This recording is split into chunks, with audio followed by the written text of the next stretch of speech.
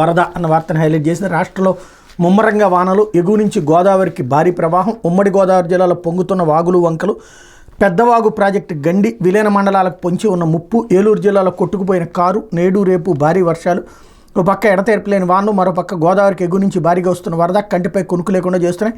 బంగాళాఖాతంలో ఏర్పడిన అల్పపీడన ప్రభావంతో రాష్ట్ర వ్యాప్తంగా ముమ్మరంగా వర్షాలు కురుస్తున్నాయి. ఉమ్మడి తూర్పు పశ్చిమ గోదావరి జిల్లాలో పలు చోట్ల తీవ్రత అధికంగా ఉంది. గురువారం ఉదయం నుంచి కొండపోత కురుస్తోంది. కొన్ని ప్రాంతాల్లో వరిచేలు, ఉద్యాన పంటలు దెబ్బతిన్నాయి.